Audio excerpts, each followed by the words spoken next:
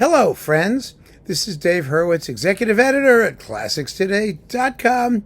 You know, we already talked about butterscotch in classical music, and I'm sort of always into the interface between life's various pleasures. And right now, I'm doing a beverage that I discovered on Bar Rescue. You ever watch that show? It's great with John Taffer as he, rips people apart because of their disgusting, lack of hygiene in their eating establishments and whatnot. But it's a mixer here. It's called Fever Tree Blood Orange Ginger Beer. I love ginger beer. I really do. And this looked like just absolutely irresistible. So I got myself a case, and it's like really good. I'm enjoying it tremendously. By the way, I'm not getting any money by doing these promotions. I'm just expressing an enthusiasm for another one of life's little pleasures. Here was a partial pleasure. And some pleasure. Could have had more. Georges Prêtre, the SWR recordings, 8 discs from SWR Music. He's conducting the Radio Symphony Orchestra Stuttgart des SWR. In other words, the Southwest German Radio Symphony Orchestra of Stuttgart. Yeah. Okay. Now, these recordings were made, let's see, what are the dates here? 1991 through 2004? Is that what it looks like? Yeah, that's what it looks like. And, Pretre's career was kind of a patchy one. I remember always reading reviews of his stuff in like Gramophone and places, and he always got, he was seldom uniformly praised. He was described as kind of erratic, and he was, actually. His claim to fame for most collectors will be his excellent recording of Saint-Saëns, Samson and Delilah, Samson et Dalila, with John Vickers and Rita Gore on Warner, and also everything he did by Poulenc. He was Poulenc's preferred conductor. And so that's his claim to fame. In other repertoire, he was far more variable. Although he made a lot of recordings, and he was all over the place. And I remember seeing him live at Carnegie Hall. Oh, I don't know, it was several decades ago, and it was very funny because you looked at the program, and they have photos, artist photos, and there was this young, studly-looking guy staring out at us, and then on walked this gray-haired, frail old man. A lot of artists do that, They don't update their photos as they age.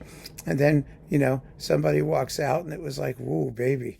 Okay, but that was, so I don't know whether that was vanity or whatever it was, but that was my one experience hearing Prêtre live in concert. I don't even remember what the program was. I honestly don't. It was a decent enough concert. That was fine. But here we have a lot of repertoire for which he is not well known. This is mostly German stuff. And there's some interesting pluses and minuses. So let's just go through it. CD1 gives us Beethoven's Egmont Overture and the Eroica. Yeah. Well, one of the things that I've noticed about Prêtre is that he seldom sustains a movement all the way through to the end. He can start with it really, really, really exciting, but then somehow it kind of runs down. And that's not a function of age. That was sort of always true. The Egmont Overture is nothing special. And the ensemble is nothing special. I mean, the orchestra is okay, but there are all these small imprecisions of attacks and releases and things that are going to make you crazy. The Eroica, like I said, begins quite excitingly. It's fine, and the first couple of movements go well, but the finale is a bit of a letdown, as so often is the case. And it's at the end of the day, I mean, do we really need another Eroica unless it's going to be astounding? Astounding this is not. So disc number 2, Brahms' First Symphony and 4 Hungarian Dances. This is one of the gems of the box. This is a really exciting Brahms First. I mean, it's wonderful. I mean, I if I heard this live, I would be on my feet going crazy at the end.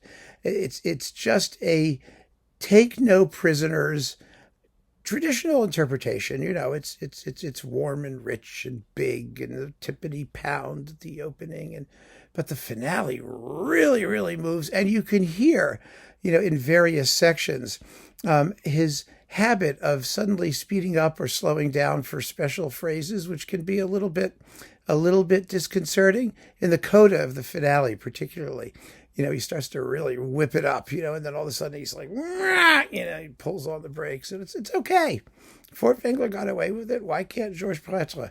It's really an exciting performance, and the Hungarian dances are delightful. So that's a big success, and it's well recorded too. So that's really good. Then we've got Bruckner's Fourth. Oh my God! It's not Bruckner. It's Bruckner. Yeah. Dreadful. Crappy brass playing, strange phrasing. Everything about it is just makes your skin crawl. Symphony Fantastique, surprisingly uninteresting. You would think that Prêtre would be really, really good at the Fantastique, and he's just not. I mean, the first movement's okay. The ball is really stiff and kind of affected. The scene in the country is boring, as it so often is. The march to the scaffold, I mean, it could have so much more stuff happening to it. The finale, he whips up to a nice lather. I give him that. He can do that. And so that's not so bad. But at the very end, oh my goodness, he keeps the timpani running through the final chord. A lot of people do that. But it's inconsistent. I mean, that was the word, inconsistent. I hate to say it. Then you got a couple excerpts from The Damnation of Faust, the Hungarian March and the Ballet of the Sylphs, which are fine. Ravel, Daphnis and Chloe Suite number 2, very good. I would expect him to be very good, and he revs it up quite well. La Valse. Now, this was a piece I had high hopes for because, he can just go completely insane, and he does at the end. The playing is not great. There are some, because of his speed ups and slow downs and rubato things there, they have a hard time following him, I think. But those last minutes, oh my goodness, when the apocalyptic conclusion is just terrific. It really is. And you can forgive a lot if you really nail the ending, and he does. That was really terrific. New World Symphony. Well, here's the funny thing. I originally was listening to this in the downloaded version, and for some reason, the downloaded version, the last movement of the New World Symphony occurs right after the Eroica, and the other 3 movements pop up later on disc 6, or what would be disc 6 in a download, it doesn't matter. And it's a terrific finale. Oh my goodness, it's exciting. Fabulous. Just fabulous. The problem is that the rest of the symphony is not as interesting. I mean, the first movement's pretty good. The inner movements go nowhere. Again, inconsistent, but boy, what a finale. Gee whiz.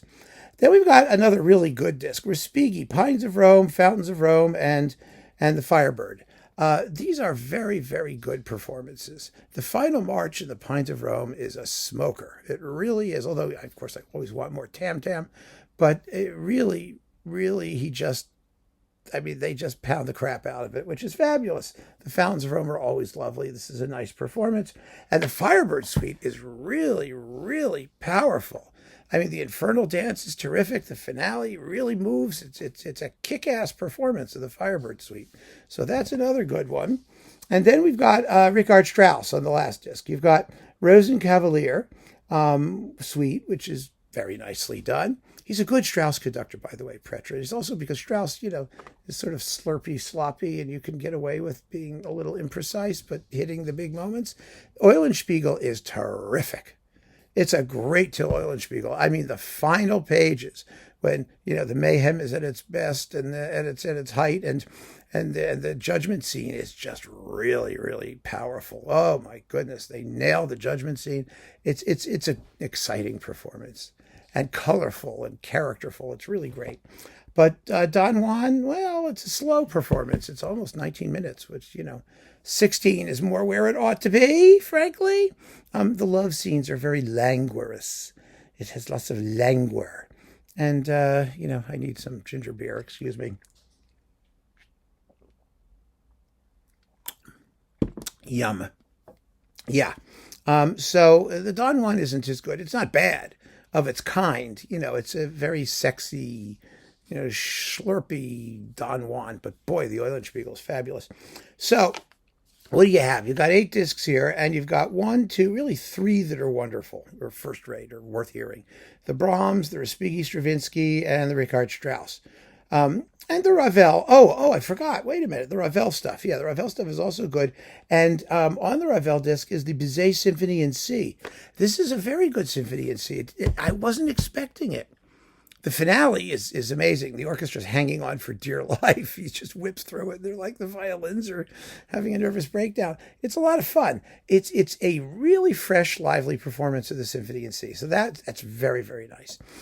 So that's another good one. But the other stuff, let's see, the Beethoven, the Bruckner, yeah, the Berlioz, and the Dvorak. Oh, the Dvorak also has Mahler's Totenfeier. Why am I skipping these things? Yes, Mahler's Totenfeier, which is the first movement of the Second Symphony before it became the first movement of the Second Symphony, with some very different and rather ineffective orchestration. That's nothing special, so you don't have to worry about that. The finale of the Dvorak, though, is just amazing. So it's a very, very mixed bag.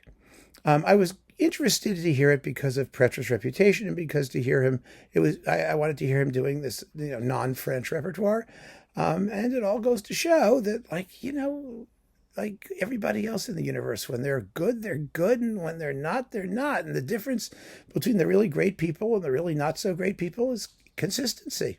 The ability to deliver the goods time and time again in a wide range of repertoire. Prêtre was not quite one of those. That's the truth. So keep on listening, friends. Thanks for joining me. Take care.